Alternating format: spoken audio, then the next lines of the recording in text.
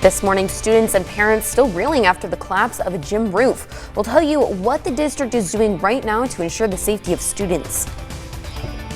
There's an update on a police standoff and where the suspect is this morning. And it is cold for areas across the region. We'll take a closer look at what you can expect heading out the door for your commute in just a second. Live, local, late breaking. This is NewsWatch 12 this morning. Good morning. The time is 6 a.m. as we take a beautiful look here at Mount Shasta. This view brought to you by the Mount Shasta Resort. Welcome to NewsWatch 12 this morning. I'm Damien Alvarado. And I'm Brinkley Hill. We're going to check in with Storm Tracker 12 meteorologist Sarah Kress right now because, Sarah, it is a very cold morning. People are going to have to prepare with a heavy jacket. The heavy jacket, hats, and gloves. You're going to want those winter boots too. It is freezing cold outside. Checking out at Phoenix right now. Clear skies along the I-5 into our west side valleys.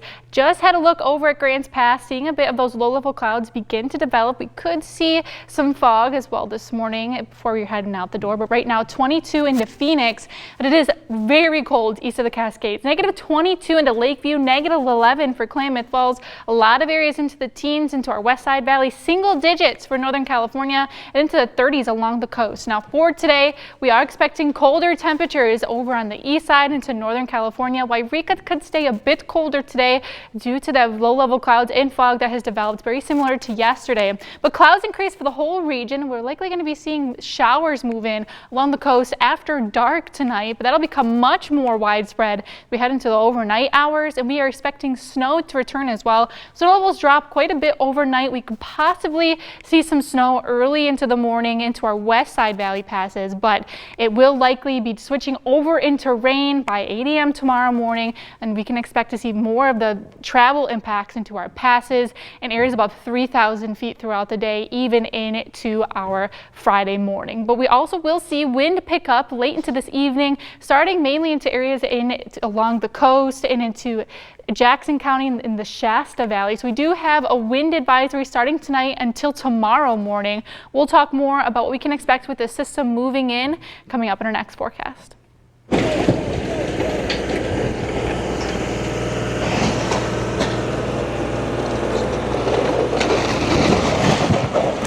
That is the moment that the roof of the gymnasium at North Bedford High School completely collapsed. This morning, no school at the high school as the district is adding supports to the building to make sure campus is safe for students. Yeah, Brinkley, and these are the pictures of what the gym looks like right now. You can see those beams completely fallen.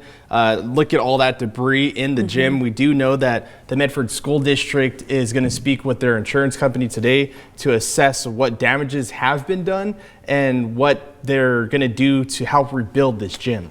Yeah, the roof collapsed with so much force it actually pushed a mechanical supervisor against the door. He scraped his knees and was taken to the hospital, but no other injuries were reported. Crews were on site because 3 beams broke earlier in the morning. I was actually taking this video that you see on your screen when I saw the 4th beam there that was twisted under the strain, and you could hear the groaning and the clicking of the wood.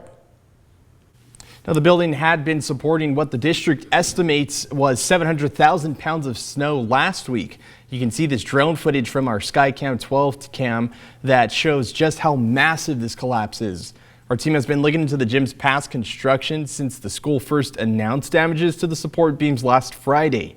The district told NewsWatch 12 that if not for the seismic upgrades made to the building over the summer, the damage to the gym could have been much worse. Those guys were in the danger zone and doing everything they could to get out of there fast, and anybody that was inside the fence assessing it basically pulled back. The outer walls where I was standing yesterday morning are now the weakest part of this building. The walls facing campus are the most secure. And today the district will support the building and make decisions on if and when it's safe for students to return to campus. Now, this building is now a complete loss, and in the coming days, we'll continue to find out more about the demolition and when it will be safe for students to return.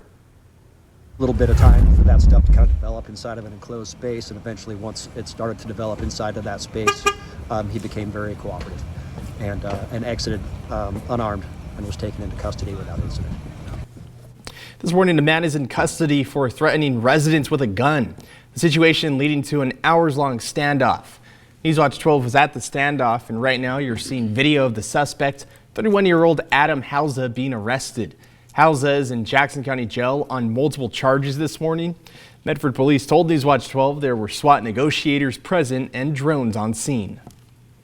Yeah, I can't give specifics as to what his actual communication with us was, but it was not compliant with the things that we were asking him to do. Police used noise diversions and a flashbang with gas rounds to get the suspect to surrender.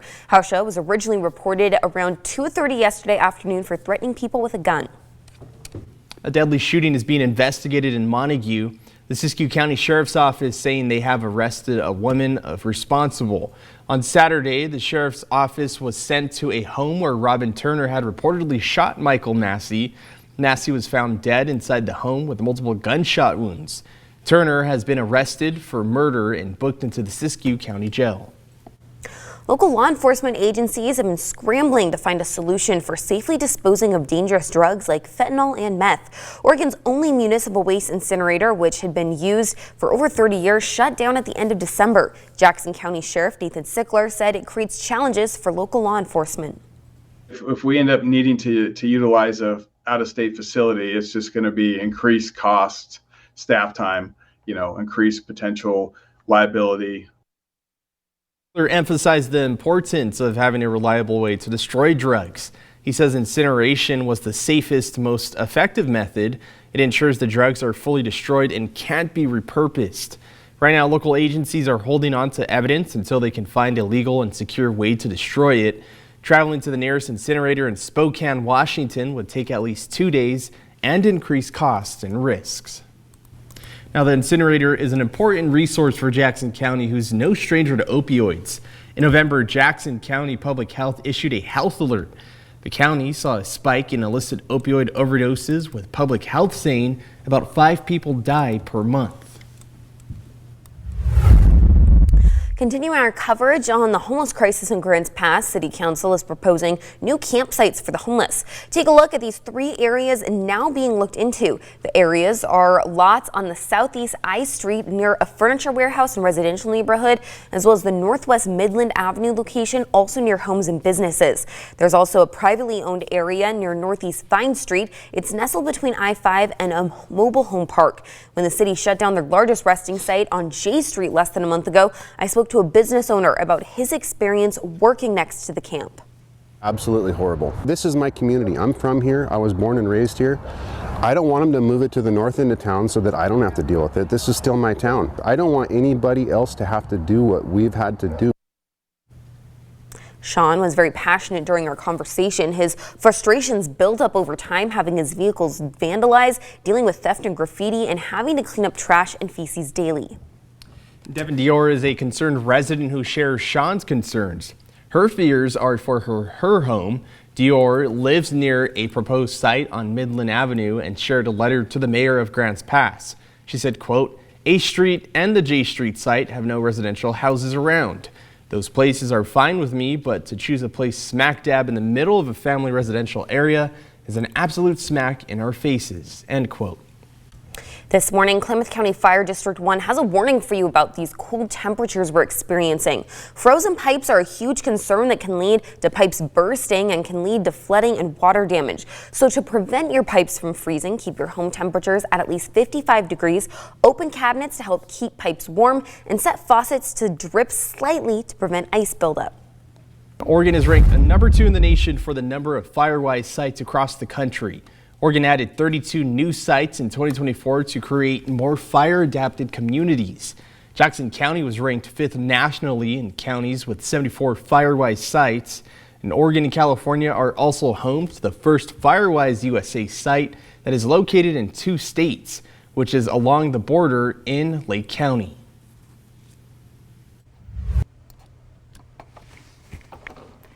And tracking out with what we can expect for the day, it is very cold this morning. We're expecting areas of fog as well into the Klamath Basin and into the Shasta Valley. That'll see improvements as we're heading throughout our day, but it is going to be a transition day. Clouds will increase, and after dark, we'll see wind pick up. And tonight, rain and snow return to the region. We'll take a closer look at what you can expect for this coming up in our next forecast.